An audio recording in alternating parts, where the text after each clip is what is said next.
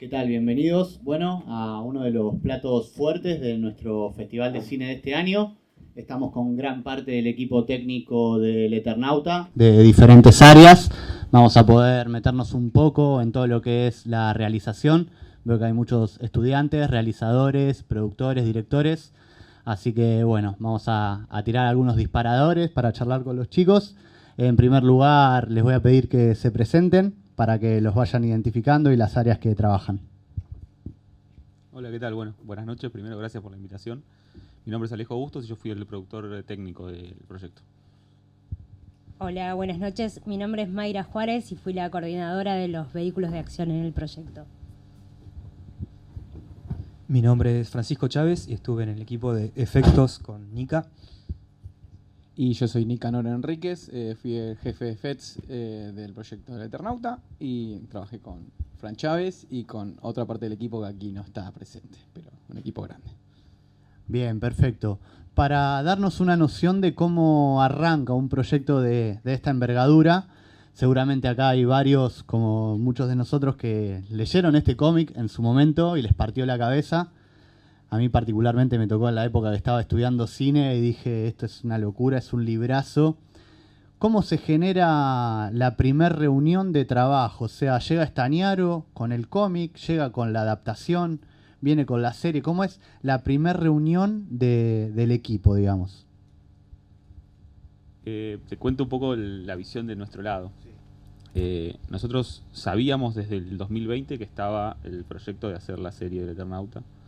Entonces, y no sabíamos bien que iba a ser Bruno, digo, como que había unos rumores de que venían a hacer la serie, de que finalmente era un proyecto que tuvo un montón de etapas en las cuales parecía que se iba a hacer una película, después no, entonces tuvo como un montón de momentos en los que parecía que venía y al final no, acá parece todo más concreto. Y bueno, a partir de ahí siempre estábamos como, hay un poco lo que dicen Nacho y Paul, que fueron todo el equipo de control, que fueron los que hicieron todos los escenarios virtuales, eso de que cuando se enteraron de que se venía la serie, de alguna manera querían estar, bueno, eso mismo nos pasaba a nosotros, creo que hablo por todos. Entonces, y ahí fuimos como, viste, bueno, nos enteramos pues que iba a hacer Bruno, estábamos en otro proyecto en la misma productora y nos cruzábamos con ellos que estaban desarrollando una primera etapa, a veces cuando se apagaban las luces y quedaba una imagen, algo ahí, íbamos y mirábamos a ver qué estaban haciendo. Y bueno, o sea, después ya en un momento nos llegó la convocatoria formal y ya cuando nosotros arrancamos, que fue a principios del 2023, la serie se comenzó a filmar en mayo del 2023 y nosotros arrancamos a partir de enero aproximadamente. Ya bueno, ya había guiones, ya había como un desarrollo, una propuesta estética, ya había todo un trabajo previo que un poco lo que se ve ahí de la parte del escaneo de la ciudad, que había arrancado mucho antes en la pandemia dio las condiciones para tener una ciudad despejada y poder hacer un escaneo de toda la ciudad, así que bueno, todo eso lo fuimos aprendiendo en toda esa parte de preproducción, hasta entender hasta dónde había llegado la producción cuando nosotros comenzamos. Sí, un poco para resumir lo que mencionó Alejo, la convocatoria llegó con esa mirada. Estábamos trabajando en la misma productora en un proyecto anterior, el año anterior. Se escuchaba hablar del Eternauta, que se hacía, que no se hacía. Bueno, yo soy de Salta y en un momento, me acuerdo hace mucho, yo lo leía a los 15 años, creo, también cuando iba al colegio, se hablaba de que Lucrecia Martel lo iba a hacer. Incluso era una posibilidad. Cuando me convocan para hacer el Eternauta fue algo muy gracioso porque yo estaba haciendo un documental con ella y tenía mucha vergüenza de decirle, che, me voy a hacer el Eternauta porque era tu proyecto. Pero bueno, llegó la bajada ahí de la propuesta ya con los directores de arte que me dieron más o menos el lineamiento para lo que iban a ser los vehículos de acción, que fue un desafío muy grande en lo particular para mí. Así que, y bueno, comparto, no sé qué quieran decir los chicos. Sí, lo mismo, más o menos veníamos trabajando años anteriores en la misma productora que es KIS, con otros proyectos, División Palermo, de Reino y demás, donde veíamos que entre bambalinas había personas que iban circulando y en diferentes oficinas iban trabajando esa cuestión de diseñar lo que iba a ser el Eternauta, los dibujos de los cascarudos, los dibujos de una muralla que no entendíamos en su momento, el escaneo de las ciudades. O de repente un equipo de FX, digo un equipo porque pasaron muchos durante el proceso del Eternauta, diseñando lo que fueran los bichos en su momento, que eran otra cosa. pegado en las paredes de las oficinas y no lo podíamos creer que eso estaba sucediendo. Y compartiendo productores que trabajaron en los anteriores proyectos, una insistencia constante en decir, quiero estar acá, decime, para lo que sea, quiero estar acá.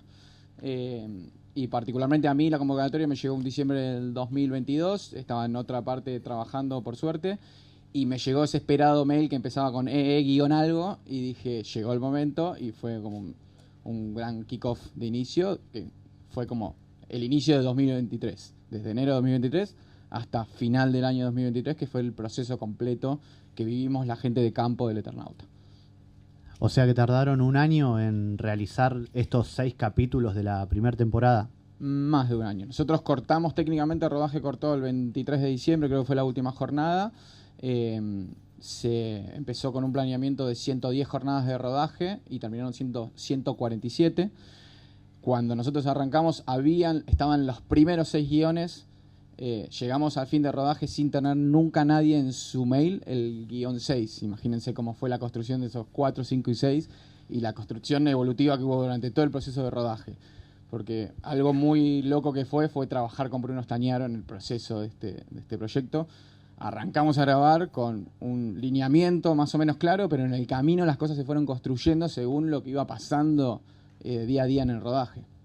Pero sí, en un punto arrancamos en enero a preproducir, supuestamente íbamos a arrancar en abril, lo pateamos a mayo porque no se llegaba a iniciar el rodaje, y de mayo hasta diciembre de corrido, de lunes a domingo, todos los días, jornadas en paralelo, armados en paralelo, jornadas de 48 horas y mucho rock. Sí.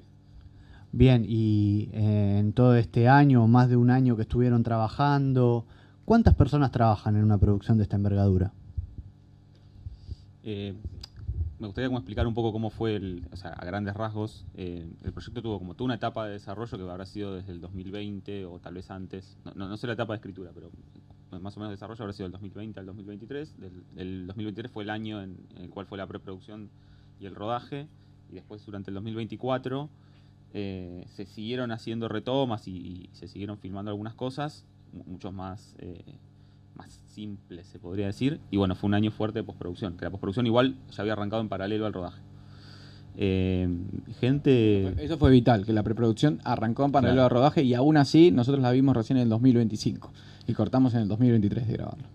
Yo siento que equipo, gente real, entre preproducción, rodaje y equipo de producción, superamos las 400 personas de taco. De set éramos una base siempre entre base 120 a jornadas que éramos 250, y hemos llegado a ser, en uno de los peores casos, con la cantidad de extras en un plano general, hemos superado las 500 personas en set comiendo. O sea, uno más o menos contabiliza quién está en set por la cantidad de gente, cantidad de platos que tiene el catering.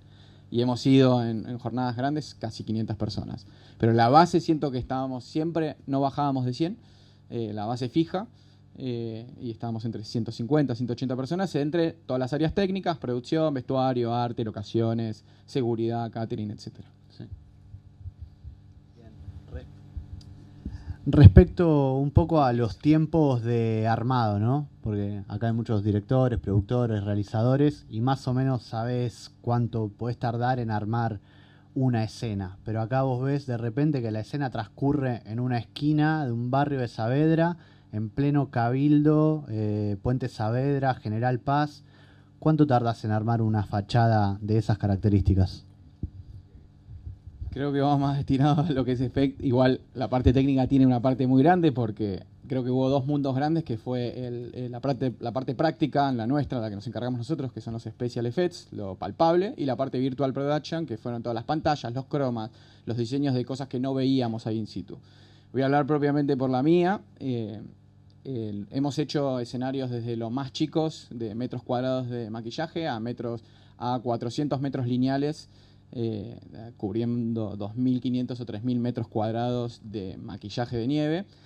Y como dijiste, muchas de las locaciones eran locaciones vivas, locaciones que eran una esquina que todos recorrimos alguna vez esperando una parada de colectivo o una calle de barrio, y eso implicaba que tuviéramos que entregar las locaciones tal cual nos las dieron, y que como sabrán, los cortes, cuando uno los pide por permiso, están pactados por horarios, y generalmente una locación te la entregan de 00 horas de un día hasta el 00 del otro día. Y en esa franja nosotros teníamos que lograr maquillar, rodar, desmaquillar y entregar el set. Eso te implicaba que muchas veces tuvieras que ingeniarte para trabajar por fuera de las 00 horas. O sea, de repente trabajábamos, esto era un lunes, el domingo durante todo el día distribuíamos los materiales por todos los costados sin los cortes de calle, al corte de calle 00 para poder aprovechar las 6 horas, 30, 40 personas maquillando en paralelo para llegar a las 6 de la mañana, poner las grúas, poner la nieve, poner todos los efectos y empezar a grabar durante fácil 12 horas mínimo de rodaje. Corte de cámara hay que entregar para que la señora pueda esperar su parada de colectivo y para que el vecino pueda recibir su campito como lo tenía. Y ahí entraba un equipo de limpieza bastante grande, con una dinámica muy fina para poder entregar eso.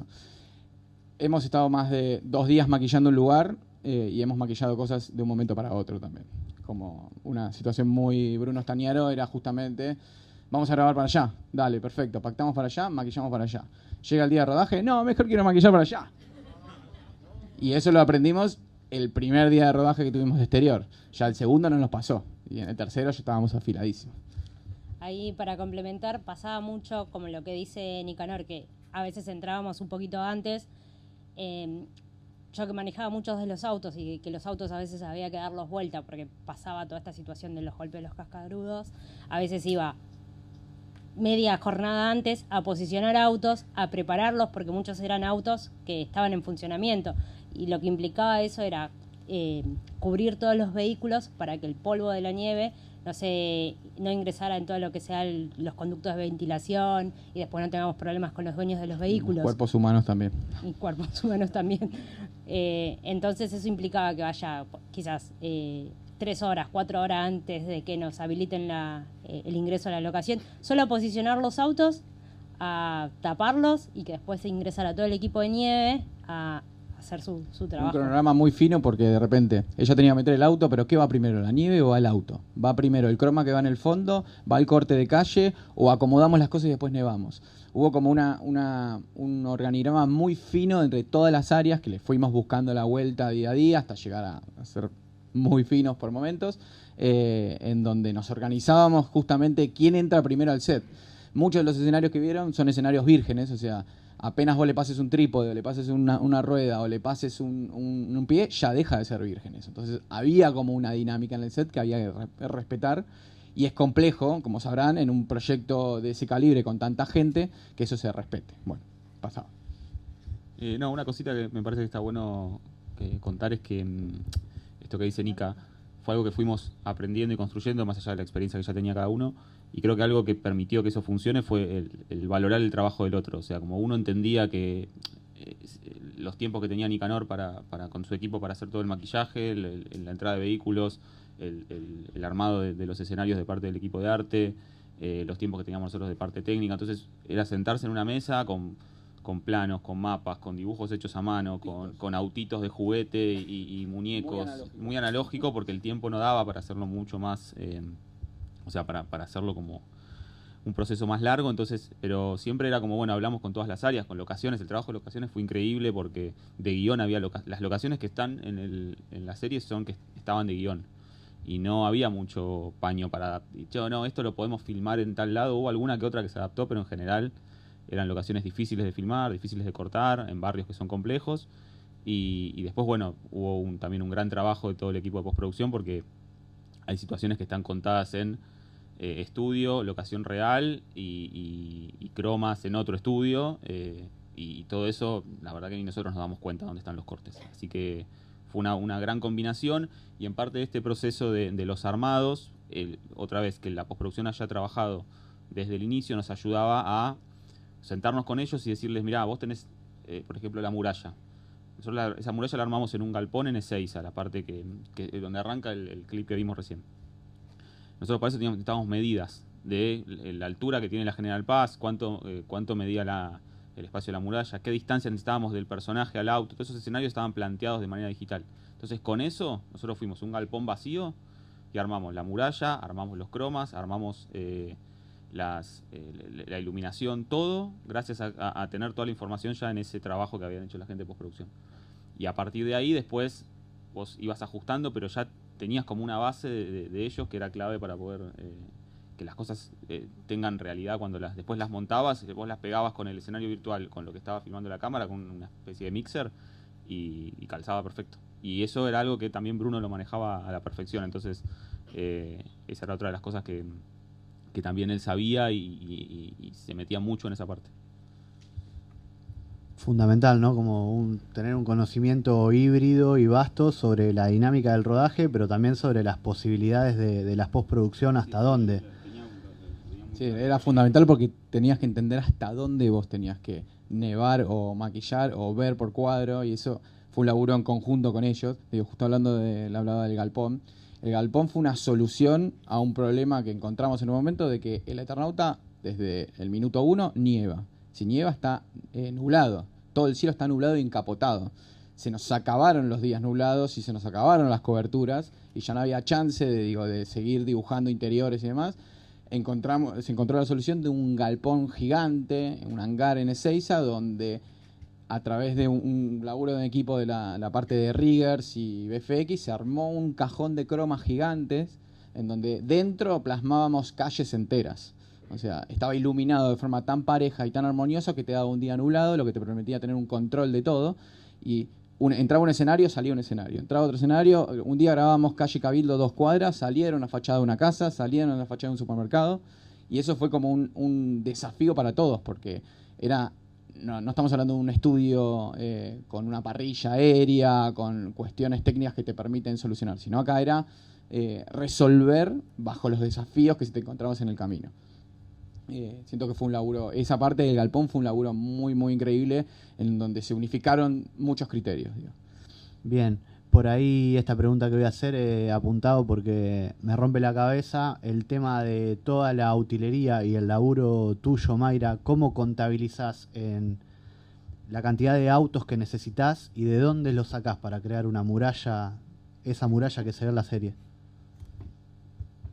Bueno, acá en particular trabajé con un proveedor que ya se dedica a alquilar vehículos de acción para series. Es el equipo de Tim Álvarez, de Miguel Ángel Álvarez, con el que ya había trabajado anteriormente en otros proyectos. De hecho, en cierto punto es uno de los caminos que me lleva al Eternauta, porque incluso a Alejo lo conocí cuando él tenía ese proyecto ahí dando vueltas.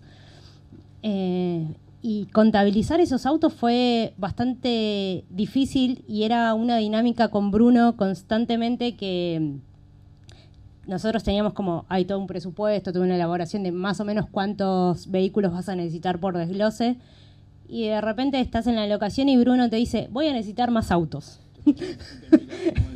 Necesito más autos. Y vos decís, bueno... Y ahí fue un trabajo, la verdad, muy grande con Miguel, que ya tiene como esta dinámica de trabajar con muchas personas, conoce muchas personas que le proveen autos, y era constantemente salir a buscar. Miguel, sé que teníamos previsto 5 autos para hoy, tenemos que sumar 10 más, veamos cómo los conseguía. Y de repente los chicos veían camiones que llegaban con planchas de autos constantemente. Para lo que fue la muralla se utilizaron 24 autos, de los cuales claro, 24 autos y un colectivo.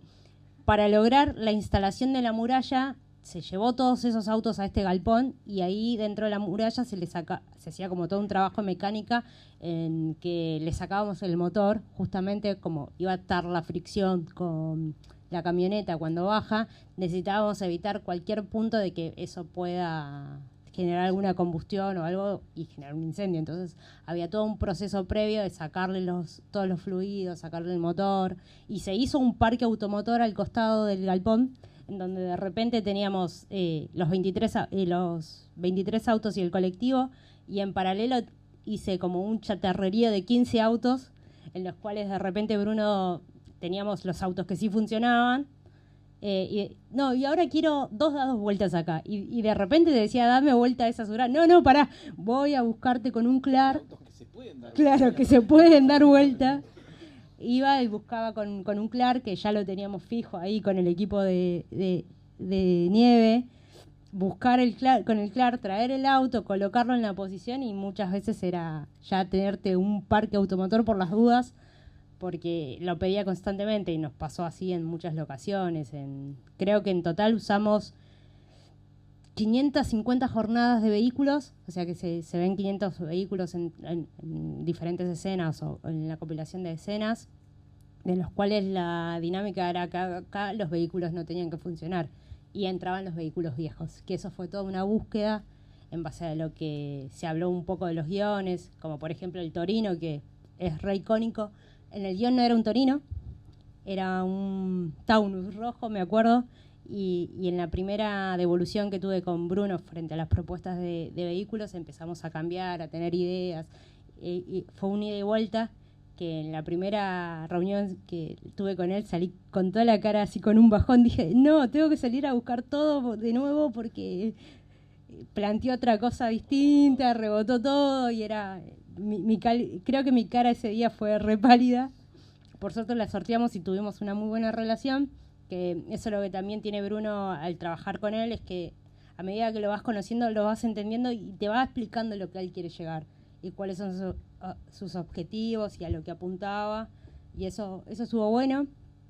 Y bueno, la búsqueda también de generar los vehículos que sean industria argentina la tenía muy presente y que creo que salió a partir de esta charla que fuimos teniendo a lo largo del proyecto.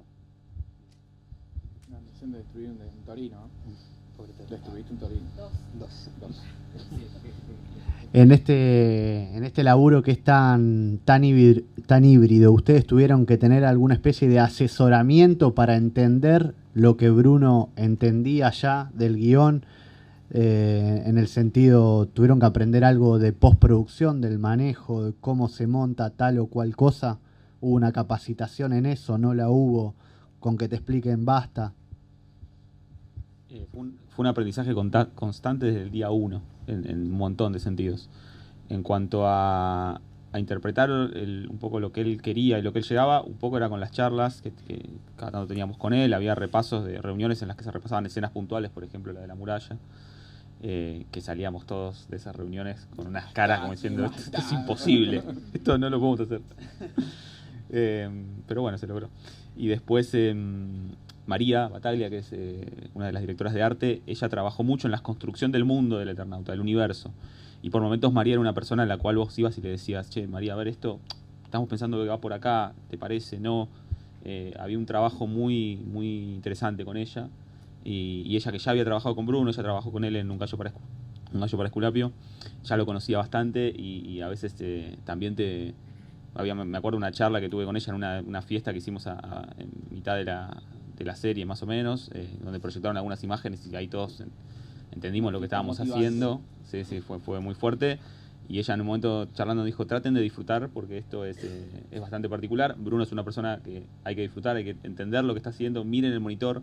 O sea, más allá de que todo era a veces caótico, no se queden solo con eso. Digo, traten de parar un poco la pelota y poder disfrutarlo. Nosotros después tuvimos una jornada casi promediando el final, una jornada que se hizo para prensa, en la cual también pudimos no solo producirla con Nika, sino verla desde el lado del espectador, que también fue bastante motivadora bueno, me fui un poco por otro lado, pero creo que eso era lo que... Para mí había algo muy importante, es que Bruno es muy inteligente y sabe mucho de todo.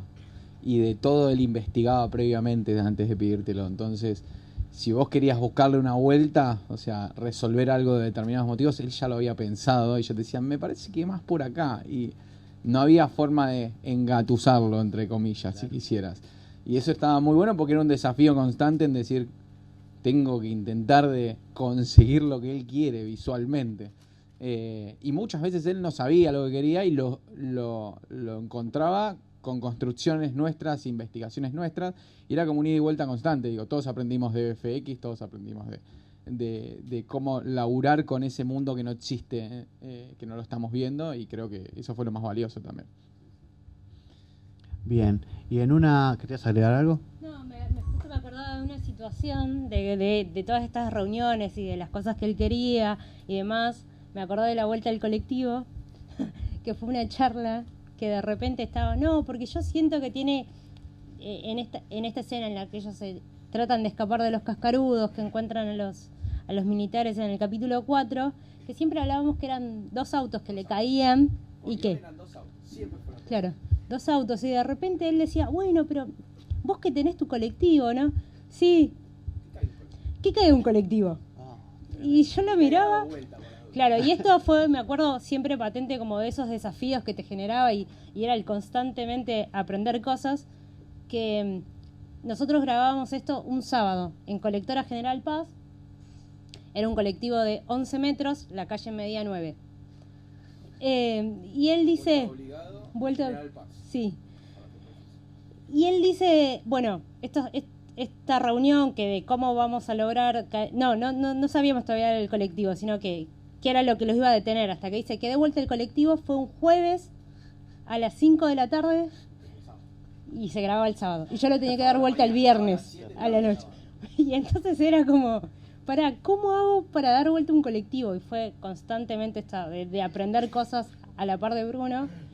Y que él te decía, bueno, para mí capaz que lo podés hacer con una grúa. Y de repente era real, era con una grúa hidráulica, pararla como en una calle paralela, con una angulación como bastante exacta. Y lo loco fue elevar un colectivo 2 metros sobre General Paz. Y también ahí la gente de locaciones. Entender las limitaciones, vos no podés elevar nada. Me pasaba a mí con el Mundo Nieve y demás, de que no podías, grababas cerca de la autopista, cerca de la General Paz y demás, vos no podés distraer la visual del que está manejando. Si de repente vos estás manejando y ves que están elevando un colectivo así y el chabón se la pone, entonces había cuestiones que uno tenía que ir encontrando cómo resolverlo. No era tan sencillo dar vuelta a un colectivo a las 2 de la mañana en pleno vuelta obligado, porque yo necesitaba que ella terminara de vuelta al colectivo para que empecemos a maquillar todo ese escenario para que a las 7 de la mañana esté listo.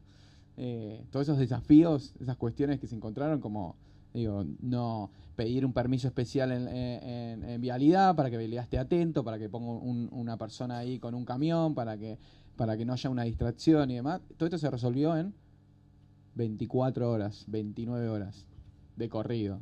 Eso es lo más loco también. Increíble, porque pienso, para dar vuelta a un colectivo, lo que fuera, hacer algo así de grande, está bien, hay una preproducción, un laburo de meses, ya lo viste en el guión, vos, bueno, tengo que tener un colectivo para tal fecha, pero si te la hice el jueves para hacerla el sábado, me está matando, flaco. Muchas cosas se resolvían así porque pasó, como te decía, el guión 5 y 6 creo que no lo tocamos y se fue construyendo, entonces los almuerzos de las jornadas de rodaje eran el momento en donde podíamos chupar la información que necesitábamos para el otro día. Che, esto que dijimos, que iba a ser un auto, sigue siendo un auto, ¿no? ¿Sabes qué estuve pensando? Quiero que sea un colectivo. Ah, mira vos. ¿Qué más? O sea, ante esos cambios era todos los días. O sea, nos sentábamos en el almuerzo, le robábamos 15 minutos, veíamos qué hacíamos el otro día.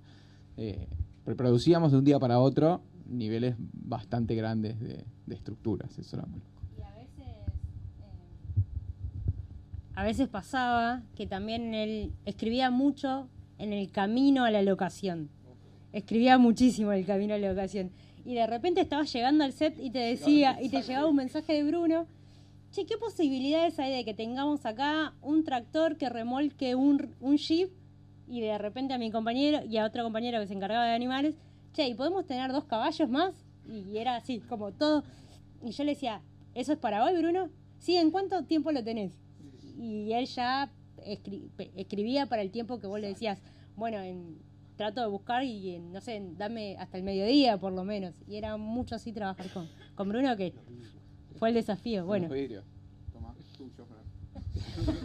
Como que entendías de todo, no solamente de efectos, sino ahora de repente somos como...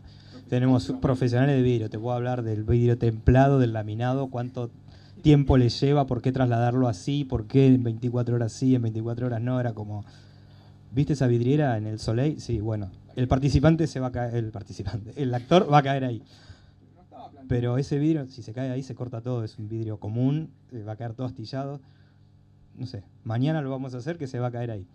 Llamabas a todos los proveedores y les decía, no, el vidrio templado mínimo 48 horas porque el horno, porque trabaja de esta forma, porque no trabaja para series. O sea, como chabón le llega el pedido, hace el vidrio, no le importa si es para una serie o para una vidriera de Showsport, no sé.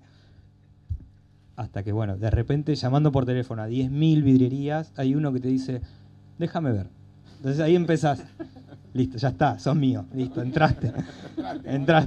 Necesito tantos vidrios, qué sé yo. bueno, mira, lo podemos hacer así, así, ibas con la respuesta y más o menos ya lo tenías. Y ese proveedor ya era parte del staff, ya entraba ese proveedor y lo tenías durante todo el rodaje. Listo ahí. Era como, venite con los vidrios, ya después entendían. Como, bueno, vas a venir a las 7 de la mañana con el vidrio y tal vez que a las 11 de la noche lo cambiás o te volvés con el vidrio sin romper. No sabemos. Vos venite con el vidrio, que unos señores amorosos. Pero por eso, de repente rompimos el vídeo del Shopping Cinemark, porque se le ocurrió, grabamos un día, el otro día grabamos ahí y me dice, ¿podemos estallar todos estos vidrios? Y era el Cinemark. Y era el Cinemark, y al otro día iban al cine la gente. Bueno, pero los tienen que cambiar, o sea, los estallás a las 11, a las 13 entra la gente, a las 12 tienen que estar cambiados. Dale, dale. Entonces teníamos a los vidrieros esperando, con el vidrio cuadradito, para hacer la escena, y de repente la escena se empezó a dilatar, y se empezó a dilatar, y se empezó a dilatar. Paramos a comer. No, bueno, y el vidriero ahí esperando, y la gente entrando al cine, y los explosivos puestos en el vidrio. Y de repente estallábamos los vidrios del Cinemark, y se los cambiábamos en 15 minutos. Sí, pasó mucho en la parte nuestra. El operador de dron, o sea, el dron no es un equipamiento que esté fijo en general en los rodajes, sino que es un proveedor que viene, un operador que viene como por jornada. Uno de esas jornadas las programa, las pacta porque no hay muchos y entonces tienen una agenda bastante cargada. Y en un momento lo llamaba, che, ¿podés venir? Y ya mis últimas conversaciones con él es, hola Iván, ¿a dónde voy? Directamente. Llego en media hora. Tipo, no me decía más, no me preguntaba nada. Era como, pasame el link, llego. Claro, sí. Así que eso pasaba constantemente. Porque había como una emoción también del proveedor de querer participar. Digo, en un momento se daba cuenta que lo llamabas y tenía que volar el dron en un escenario maquillado de 2000 metros con gente cagándose al tiro y gente tirando cuerditas. Porque también había una cuestión de que a Bruno le gustaba todo lo práctico, más allá de tener el mundo virtual, él quería que las cosas sean prácticas. Primero práctica, después virtual. Todos los movimientos que ustedes ven de cascarudos empujando cosas o moviendo cosas o empujando gente, somos nosotros tirando cuerditas escondidos en diferentes lugares, que son cuerditas que luego se borran, pero que le dio esa realidad, digo, ese capullo arrastrado. Era un ser humano metido dentro de un capullo real, arrastrado por un cuatriciclo, vestido de croma, que luego le pegabas un cascarudo, pero ahí toda esa practicidad era muy loco de ver, digo, para cualquiera que lo esté viendo y lo esté haciendo. Bien, justo tenía anotado eso. ¿Cómo están construidos los GURBOS a nivel práctico? Me interesa saber los materiales. ¿Qué parte? Porque también hay partes que están GURBOS animados, pero los que están físicos, ¿de qué están hechos? ¿Cuánto pesan? Eso. Particularmente ninguno de nosotros nos encargamos de lo que son bichos, eso fue más arte. Claro. Y no son GURBOS, son los cascarudos. Los GURBOS esperamos que vengan en la segunda temporada. Los GURBOS son un poquito más grandes y un poquito menos más amables, te diría. Pero teníamos 3 posibilidades. Teníamos el ya, que lo vieron muchos, el hombre vestido de croma, que era una personita vestida de croma, completo croma, que se iba moviendo y tenía prestaciones cuando le dijeron movete como croma, movete como cascarudo, eligieron una posición muy interesante y era muy interesante de ver en el set. Y después teníamos dos cascarudos más. Uno que era una realización completa, real, de un tamaño real de un cascarudo, que es una realización hecha por una empresa que se llama Soda Pasta, que hacen realizaciones muy flasheras.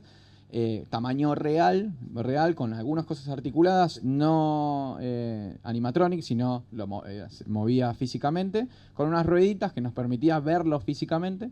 Y después teníamos otro que era hecho de chapa, que le permitía tirarle cosas, prenderlo a fuego y demás, y que no tuviera... no se destruyera. Sí, como un volumen, digamos. Como que algo que aprendimos también en el desarrollo es que muchas veces necesitas un volumen que represente la figura que después vas a construir, tanto para esto, por si le vas a tirar algo, para ver, por ejemplo, qué harías si le tiras una bomba molotov, cómo haría el fuego sobre ese volumen, eso después se replica. Y muchas veces lo de los hombres croma, que eran... los que reemplazaban a los cascarudos en set también ayudaban mucho a la visión de los actores. Cuando los veían correr, tenían que poder seguir algo, ¿viste? Entonces era importante más o menos que se muevan de cierta manera, la altura, tenía como una justificación eso.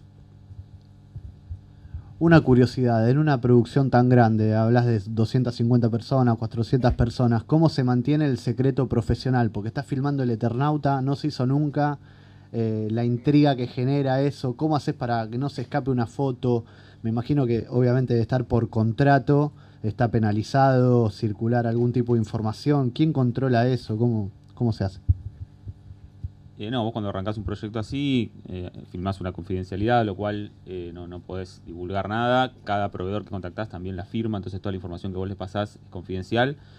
Llega un momento igual que cuando salís a la calle es difícil de contener. Nosotros, cuando empezamos a filmar, tal vez era un poco más como controlado porque arrancamos filmando en una casa. Después cuando ya salimos al exterior con la nieve ya llamaba tanto la atención, los cortes eran grandes, todo el maquillaje de previo, entonces ahí era difícil. Nos acercábamos a la gente, le contábamos lo que estábamos haciendo, porque ya aparte se sabía, y le decíamos lo más natural posible que evitaran tomar fotos, que por favor no las difundan, que era un trabajo que estábamos haciendo para que se estrene después, y que si se empezaban a filtrar cosas también un poco complicaba el trabajo nuestro. O sea, un poco apelaste a la voluntad de la gente, y a la vez también pasaba que en un momento la gente quedaba tan fascinada con lo que estaba viendo que entonces, la mayoría estaba ok, es raro que casi no había como mucha confrontación en eso, y se quedaban mirando porque, o sea, como que aprovechaban eso. Y obviamente algunas fotos se filtraba, hubo gente que vivía en los edificios cercanos y filmaba desde el edificio.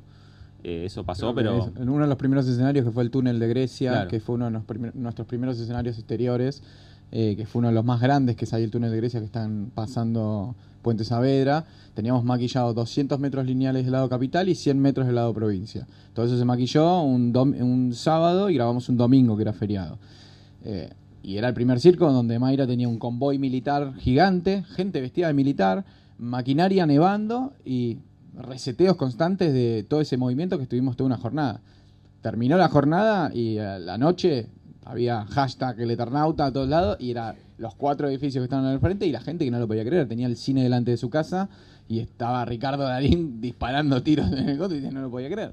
Sí, creo que Página 2 había levantado esos videos y ahí fue como... Lo bueno es que yo creo que esto lo empezamos a ver un poco más cercano desde los últimos años. Las series, cuando empiezan el rodaje, al toque anuncian lo que están haciendo. Nosotros hicimos, antes de empezar a filmar, una semana antes, una prueba de cámara, en la cual se hizo como una prueba ahí con las pantallas, y eso fue como el disparador del clip ese que salió, que están como en una especie de blanco y negro, como en camarines, y después termina con Ricardo con la máscara. Entonces ya ahí, un poco eso te permite que, bueno, ya mostrás el personaje, ya mostrás el vestuario, digo, hay cosas que ya están presentadas desde la plataforma, que también un poco relaja, porque si no sería muy difícil de ocultar eso. Creo que sobrevivió bastante bien, digo. No siento que se haya divulgado tanto durante todo el proceso. Fue muy largo, entonces no lo vi tanto. No, algo que pasó gracioso es que, por ejemplo, las escenas en San Isidro Labrador, que es toda la parte esta del enfrentamiento con los cascarudos antes de entrar a la iglesia, eso fue un corte de toda una boca calle, ¿no? Como una boca calle bastante grande, que se ve ahí en un momento con dron. 6 salidas de calles cortadas en pleno Puente Saavedra. Claro, entonces ahí había mucha circulación de gente, y cuando cortábamos esa noche, todos los vecinos venían y los chicos se ponían en el piso a hacer angelitos en la sala. Entonces era como, por un momento aparecían como ese tipo de cosas que es espectacular. Ustedes trabajan en un montón de rodajes y en productoras grandes. ¿Qué repercusión tuvo particularmente esta serie a nivel industrial en el rubro, digamos? ¿Cuáles son los comentarios desde adentro de los colegas argentinos? Bueno, como soy salteña, hubo muchos llamados. Lo que tuvo bueno el Eternauta, a mí, la verdad que yo me perdí todo el estreno en Argentina porque justo estaba filmando afuera, y fue muy loco recibir todos los llamados estando en Paraguay. Yo no entendía nada qué es lo que estaba pasando acá. Lo hablaba un poco con los chicos que estaban todos como, no sabes lo que es esto, está explotando, y yo no entendía una. Pero estuvo muy bueno porque tuve mucha gente con la que he trabajado en otros proyectos y que de repente te llegaba un mensajito y te decía, che, sabemos cómo está pasando mal la industria, y ver esto, el trabajo de todos nosotros, como el trabajo de todos los argentinos, de que lo que tenía el Eternauta, que fue mucha mano técnica argentina, digo, o sea, y fue bastante federalizado, digo, como no solo yo que soy salteña, sino los chicos de postproducción, uno era de Jujuy, teníamos gente de Ushuaia, los sanjuaninos de la nieve. Los sanjuaninos de la nieve, fue bastante federal el Eternauta, a pesar de uno dice, no, Netflix, una producción de este calibre, viene gente de afuera, no, eso estuvo muy bueno y la repercusión de mucha gente llegándote un mensajito, familia con la que no hablabas un montón, me dice, vos trabajaste en el Eternauta y pues salían un par de notas también por los medios, cuando ven la foto con Darín y te empiezan a llamar y decís, ¿cómo fue? ¿Cómo la viviste? La verdad que fue una locura y siempre lo digo, fue un desafío para todos y que hayamos tenido el reconocimiento que muchos compañeros, hasta los que admirás, conocía gente, directores de artes con los que había trabajado y te feliciten por lo que habías logrado. La verdad que estuvo muy bueno y eso es para destacar y agradecer, digamos, a la gente que nos escribía. Sí, eso, muy buena repercusión, sobre todo en los compañeros, digamos. A los que no participaron de la serie también te escribían, te felicitaban, como que eso también fue algo que bastante particular, que fue muy lindo, digamos, fue algo como que a todos nos sorprendió. Sí, particularmente también pasó que esto lo hicimos en el 2023 y se estrenó en el 2025. Y justo 2025 lo sigue siendo, es un año muy malo para la industria nacional, tanto en la publicitaria como en la cine, en ficción. Y fue muy chocante entender que mucha de la gente que participó en ese proyecto en el 2023, al día de hoy no está trabajando, al día de hoy se buscó otra changa, está buscando otra cosa porque no hay trabajo particularmente o hay muy poco en comparativa a lo que había en su momento. Eso también fue muy fuerte de notar porque literal te hablabas con colegas, compañeros con los que habías participado en el proyecto que no estaban trabajando y que con el deseo de ojalá vuelva a hacer algo así, porque dio trabajo a mucha gente durante mucho tiempo, nos ayudó mucho económicamente, nos mantuvo, trabajando a mucha gente, no solo a la parte técnica en el staff que está en el call sheet, sino a todo lo que toca alrededor, al proveedor secundario, desde el de limpieza hasta el proveedor de sal, hasta el proveedor de catering. Sí, íbamos aparte, bueno, por ejemplo, ahí en San Isidro Labrador teníamos esto de armados y desarmes, limpieza constante, entonces íbamos, de golpe había que producir una cena, íbamos a una casa de empanadas que está en la esquina y decíamos, ¿tenés 300 empanadas? ¿Cuántas 300 empanadas? Para ahora. Bueno, entonces era como, viste, la verdad que lo que tiene el cine, las series, mueven, no solo es la gente que trabaja, sino todo lo que está alrededor se mueve. Vos vas a filmar, ahora estuvimos acá también, ahora vamos a contar un poquito de eso, pero bueno, vos cuando vas a un lugar no solo movés lo que sucede en los técnicos y los camiones y eso, sino que también todo lo que la zona tiene movimiento, o sea, se mueve la economía de ese lugar, digamos. No, lo que decías del momento en el que salió, también agregando, fue justo en un momento como horrible de la industria. Y fue como un mimo, llegó en el momento como no ideal, porque no es un momento ideal, pero como que a todo lo que se está pasando fue como un lindo momento, como un respiro, como una bocanada, como decir, bueno, o sea, ya sabemos que nos estamos maltratando, pero podemos hacer cosas copadas, como darnos pelota. Se armó también como un revuelo en redes de para esto sirve el Inca, para esto no, toda esa historieta, que estuvo bueno, no sé si adelante servirá para algo, pero en el momento se revolvió el agua y me parece que estuvo bien, se revolvió el avispero y estuvo bien, estuvo constructivo. Fue más allá del Eternauta en sí, de una cosa de ciencia ficción, de si puede pasar o no, si está lindo en Buenos Aires, etcétera. Hubo una cosa ideológica que estuvo bueno, fue lindo. Sí, no, y también algo importante es que mucha de la gente que trabajó tenía 20, 30 años de experiencia y esa experiencia la adquirió haciendo películas a través del Inca. Así que de todo tipo de envergaduras, de películas medianas, grandes, chicas. O sea que parte de eso se logró gracias a esa formación que todos tuvimos. Sí, es como todo lo que se hizo del Inca, de otras películas, de otros proyectos más chicos, más grandes, de los que todos fuimos parte en algún momento, sirvieron para llegar al Eternauta. O sea, no se hubiera podido hacer el Eternauta sin toda esa cantidad de proyectos chicos, más medianos, de todo lo que sea, de trabajos de afuera, no sé, publicidades que vienen a hacerse de afuera para acá, porque hay una cosa que no se puede reemplazar, que es la gente con la que se trabaja y que esa gente está capacitada para hacer cosas afuera, porque acá se la pasa grabando y hace 1000 cosas y resuelve con alambre en las cosas que tienen un presupuesto chico para después poder ir a otras cosas y poder plasmarlo ahí. Como no es casualidad que el Eternauta se haya hecho acá.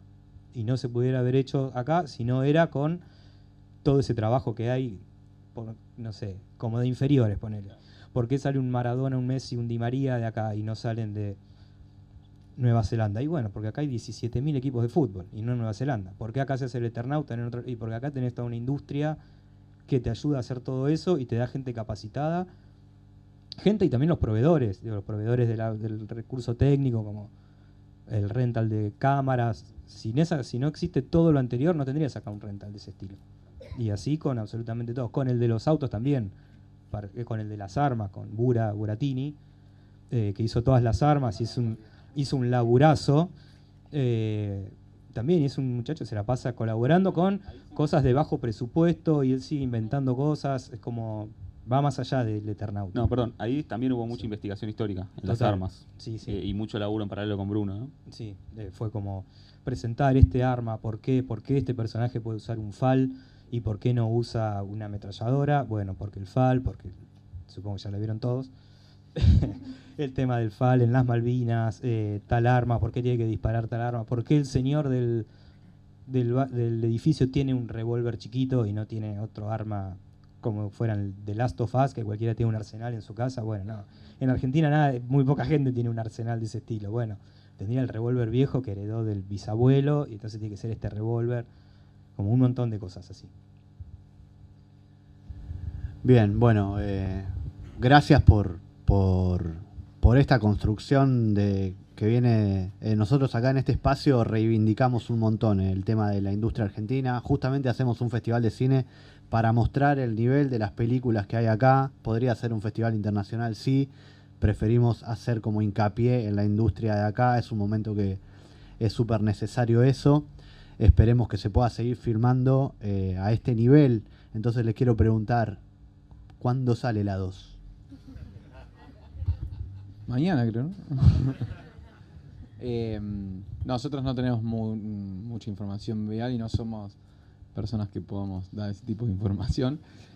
Estimamos que la vamos a poder lograr ver en una plataforma o en algo en el 2027, mediados de 2027, y se estima que se va a empezar a preproducir a fin de este año y a grabar a mitad del año que viene.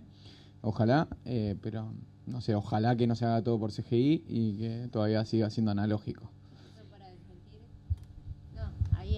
Apoyo a Nicanor y es para desmentir que muchos pensaban que se había grabado ya la segunda temporada. No, todavía no. A duras penas terminamos la 1. Claro, eso. Apenas pudimos con la 1, la segunda todavía no inició producción. Lo que sabemos mínimamente es que se termina en una segunda y los que leyeron el Eternauta, llega un lineamiento parecido al Eternauta, pero Bruno está aprovechando los recovecos de lo que le fue generando cada uno de la construcción de cada uno de los personajes. Y va a ir por ahí, va a intentar aprovechar y exprimir lo mejor de cada uno de sus personajes. Bueno, vamos a abrir un poco el panel para curiosos, fanáticos. ¿Alguien tiene alguna pregunta para el equipo? Sí. Quería preguntarles, bueno, hay un montón de cosas que hablan que a mí me resultan familiares, como esto de resolver una cosa un día para el otro, encontrarle la vuelta a algo muy difícil, encontrar un proveedor random, pedir 300 empanadas, que son cosas que es como esa experiencia acumulada de trabajar en producciones más chicas. Quería saber si con esta escala de producción y este nivel de presupuesto, si se pudieron dar algún lujito que nunca tuvieron, que les haya permitido aprender algo. Ejemplo, alguna prueba con la nieve que no se podría haber hecho si no hubiera presupuesto, o alguna cosa así que hayas dicho, qué bueno este chiche, gracias. Como yo me acordé de la luces rojas, la que hicimos en Campo de Mayo. Tuya. Hay un tema con las luces rojas que caen y todo eso. Estaba la duda hacerlo con el dron, con luces rojas, o práctico, con una especie de bengala, corriendo por un riel. Nos aprovechamos una de las, que eso por lo general es, tenés el presupuesto para hacerlo con una bengala, que te salga lindo y arreglate. Bueno, ¿cómo lo hacemos? ¿Con esto, con otro? Perdón, el dron era como un prototipo. Sí, no era algo, no era como... Y si lo hacemos con un dron, con luces rojas, y probémoslo, a ver qué pasa. Y fue ahí él llamando al dron. Vas a usar el dron, pero no para filmar, sino te vamos a filmar el dron. Era como, vas a estar jugando del otro lado. Bueno, vamos a Campo de Mayo. Bueno, ya que tenemos 400 extras, agarremos 80, parémoslo ahí. Era como, aprovechemos el momento que no se filma para filmar. Bueno, ok. Hacer toda la cuestión del riel para llevar la bengala y a la vez el dron para evaluar y saber, claro, ok, bueno, tenemos este y el otro, ¿cuál elegís para el día que se va a grabar de verdad? ¿Cuál usar? Bueno, hicimos los dos, llevemos los dos. Okay. Después, eso era para filmar en realidad en Barrancas de Belgrano, o sea, un parque arbolado, lo cual lo de la bengala era bastante hay que jodido. Hay que cortar ese árbol. Por suerte ganó el dron. Sí, pero las torres estuvieron ahí armadas. No, después, cosas que pudimos realizar, por ejemplo, ya cuando empezamos la preproducción nos dimos cuenta de que era un proyecto que necesitaba muchas grúas o plataformas de elevación. Entonces, como con Nika, tanto la parte de FX como técnica, sabíamos que íbamos a usar un montón, fuimos y nos capacitamos para eso. Entonces fuimos a un proveedor y nos fuimos diferentes áreas y tuvimos una capacitación de eso, que nos permitió tener una credencial para manejar esos equipos por un tiempo determinado. Entonces ya ahí le ganabas un montón de tramiterío cuando vos entras a las locaciones, que trenes o lugares así te piden que tengas cierta certificación. Después lo del galpón, por ejemplo, fue entrar un galpón de 120 metros por 40, o sea, imagínense una cuadra, o sea, como casi media manzana, digamos, de largo, y totalmente vacío, y entrar ahí con el gaffer, con Matías Lanata, que fue el gaffer del proyecto, Sebastián de la Paulera, que fue el que-grip, y el gurí, Guillermo Zaposnik, que fue uno de los directores de fotografía del proyecto, más encargado más de avanzadas. Gastón Girot fue el DF principal. Y decir, bueno, ¿cómo iluminar esto? Y ahí el gurí se pensó en que había que rebotar faroles, aprovechando que como no había parrilla, como decía Nika, rebotar faroles al techo, eso permitía que la luz baje y bañe un poco el escenario, y bueno, fue probar con un farol para después llevar 30 y calcular dibujando a mano, otra vez a mano, haciendo una foto en el lugar, a mano con conos y con distancia, calcular los espacios y después con eso ir como construyendo, a ver, bueno, necesitamos un rebote acá para que esto, la luz, en vez de que no baje tan dura, poder reforzarlo con un tamizador, con un rebote en un tamizador. Bueno, fue todo como una cuestión así de construcción. Lo mismo lo de los cromas, fue como un proceso que fuimos aprendiendo y mejorándolo en el desarrollo. Perdón, lo veo a Jorge Cesana ahí, ¿puede ser? Grande Jorge, si querés venir a contar algo, ¿no? Hola, un gusto haber compartido el proyecto con Jorge, la verdad que... Uno de los mejores personajes del Eternauta. A mí particularmente con la nieve tuve el privilegio de durante toda la preproducción, porque además hicimos los efectos especiales generales, pero la nieve fue como un mundo muy particular y muy grande, en donde el mayor desafío que teníamos es que cualquier proveedor que tocaras te decía, vos tenés que, para hacer nieve, tenés que ir a un lugar donde haya una nieve de base, no podés nevar algo. Tenés que ir a un lugar que haya blanco y yo te acumulo, te junto, te falsifico un poco. Y entrevistas con Snow Business, que es la empresa internacional que hace nieve para Harry Potter, para Matrix, con Pau Costa, que fue el que hizo la Sociedad de la Nieve. Entrevistas, presupuestos, logísticas. Nadie se animaba a hacerlo porque decía esto no se puede hacer, y lo terminamos haciendo con un proveedor local que se llama Los NASA, con el cual diseñamos la nieve completa de Eternauta que pueden ver acá, pero que previamente proveedores como Snow Business decían, primero que no te van a llegar los barcos de la cantidad de cosas que necesitas, los metros cuadrados son muchos, logística, no, esto tenés que ir a un lugar que se pueda hacer. No, lo tengo que hacer en Buenos Aires. Me llevé ese chiche de poderme haber entrevistado y decirle, no podés, listo, tranca, volvé a tu país y nos quedamos nosotros. A mí una de las cosas que pude aprovechar con el Eternauta, que creo que no lo había podido hacer antes, era, ya que el desafío de hacer vehículos de algo muy grande y muy apocalíptico era chocar autos, darlos vuelta y demás, y probar muchísimos autos.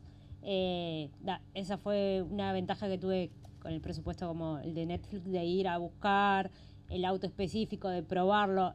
Usamos tres torinos para lo que fue el proyecto, de los cuales fueron 2 que estaban en funcionamiento y una carcasa que la utilizamos como estos objetos prácticos que decía Alejo. Y hay dos situaciones que a mí me parecieron una locura, que creo que no lo había podido hacer antes, que era uno, dar vuelta el colectivo, que no lo dimos una vez, sino fue 2 veces, porque después Bruno dijo, che, necesito el colectivo dado vuelta dentro del estacionamiento de la productora. Y entonces era como, ¿cómo meter el colectivo dado vuelta también dentro de la productora? Que lo dijo creo que de 2 días, así, como todo muy rápido. Me acuerdo que con Alejo bajábamos planos, dibujábamos, che, si el colectivo queda acá, yo puedo poner la luz de esta manera. Son cosas que no lo podés hacer si no tenés un acompañamiento de presupuesto. Y acá lo involucro también a los chicos de FX, que hay que justamente Buratini dice que lo comenta en todas las charlas que va, que en un momento estábamos en el Soleil y dicen, bueno, acá va a haber un tiroteo. Che, los autos se tienen que romper en el tiroteo. Y no quiero un auto, no quiero el BFX. Exactamente eso. Y me dice, bueno, a ver, ¿qué auto puedo romper? Y le dije... A la hora de la comida, eso fue. Claro, bueno. fue la hora de la comida. Marcame cuáles querés romper. Claro, y era como en un momento, bueno, a este no, a este le podemos hacer un poquito de esto. Y le dije, bueno, este es del proveedor, quizás lo puedo arreglar. Bueno, lo vamos a romper. Y fueron ahí los chicos puntualmente a marcar dónde lo vamos a romper y fue el tiroteo en vivo. Así. De la comida, terminamos de comer, rompíamos el auto. Buena plata. Bueno, estamos agotando el tiempo. ¿Alguna más? Y la cerramos. ¿Quién va a ser el afortunado? La niña. ¿Cómo hicieron para hacer al manos? Preguntó la niña. Toma para vos. Lo vemos muy poquito al mano igual. Para mí va a ser... Voy Olmi, ¿no? No, el mano, la imagen de la mano es plenamente, no te quiero destruir, pero es plenamente digital, no existe esa mano. Sí había igualmente una mano práctica, real, diseñada también por los locos de Soda Pasta, que era hermosa, no la podías creer, era hermosa con todas las dedos y perfecta, pero ese el único plano, ese único frame de 3 segundos que vemos del mano es plenamente digital. Seguramente va a ser Vizcayar o Olmi. No sé. Amigone. La última cortita y cerramos. Una más. ¿Alguien? Si no hay más preguntas, Felipe. No, saliendo un poco del tecnicismo, que creo que no puede haber, digo, esto es tope de gama, a menos que sigan laburando con Bruno, digamos, traer a colación un poco lo humano. Digo, tuvieron situaciones de crisis, cómo trabaja en imagino que sí, teníamos un ranking de... Yo dormía en mi auto. Claro, pregunta Felipe si hubo crisis en el rodaje. ¿Y cómo se soluciona? Exacto, porque en un momento decían, bueno, 500 personas en set, pero no son 500 personas individuales, sino Es un equipo. Digamos. Yo me acuerdo que justo hablábamos hace poco con Ale de... justo ahora estamos en un proyecto en donde también está medio complejo, con muchas horas y mucha carga, mucho desafío. Y hubo un momento en el medio, un cuarto, un tercio del proyecto que la productora general nos paró a todos y dijo, esto que está pasando es épico, es histórico, el que quiera irse, ahí está la puerta. Pero lo que viene cada vez se va a poner cada vez más intenso y cada vez más peor porque trabajamos 1000 horas con enganches, con equipos de armado, de desarme, muchas horas, mucho cansancio, mucha fatiga mental también de mucho cambio. Pero eso me acuerdo de ese momento épico porque muchos nos miramos entre todos y dijimos, lo que estamos haciendo es una completa locura, vale la pena, no se bajó nadie, alguno que otro quizás sí se bajó, pero no llegó a tiempo. Y uno de los chistes al inicio era, ¿quién va a llegar al final? O sea, ¿quién se baja primero desde hacer tanto tiempo? Hubo mucho conflicto interno, pero se fueron resolviendo como equipo, digo, ¿no? Teníamos un chiste interno en el equipo de producción que hacíamos el ranking de quién llora más en el proyecto. Incluso. Porque momentos de crisis había un montón.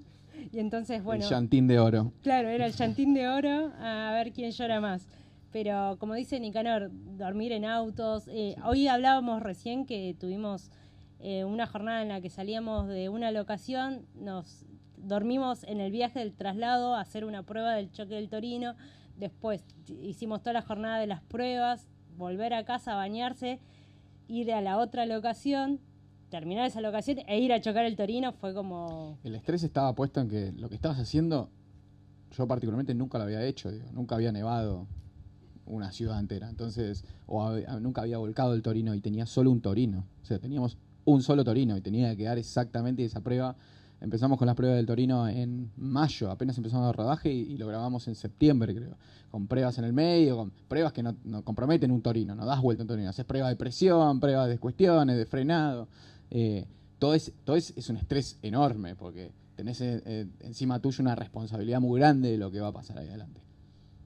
Sí, igual vuelvo, como me parece que esto que yo decía al principio de respetar el trabajo del otro, me parece que también era algo importante en el sentido de, a veces había discusiones, todo, pero después entendías que todos estaban tratando de buscar lo mejor y en un momento bajabas y decías, bueno, pará, sentémonos a ver cómo lo podemos resolver. Y me parece que ese fue un poco el camino. Y después también, cuando uno caía, nosotros en el equipo de producción éramos más de 20, entonces había como mucho compañerismo, decir, che, vení, ¿qué pasa? ¿Qué está pasando? Entonces hablabas con uno, con el otro, hubo como mucho de eso, de sostenerse uno a otro, ¿no? Mucho tiempo. Claro, fue muy largo. Y perdón, una cosa muy importante, una gran banca de las familias, para los que tenemos familia, que tuvimos mucho fuera de casa, eso fue clave también. Así que bueno, muy agradecidos por eso. Bueno, chicos, vamos a dar por finalizada esta charla. Les voy a pedir un fuertísimo aplauso para este gran equipo técnico que hicieron este proyecto épico, una de las mejores cosas de ficción, de ciencia ficción que se hicieron en Argentina y también en el mundo. Así que muchas gracias.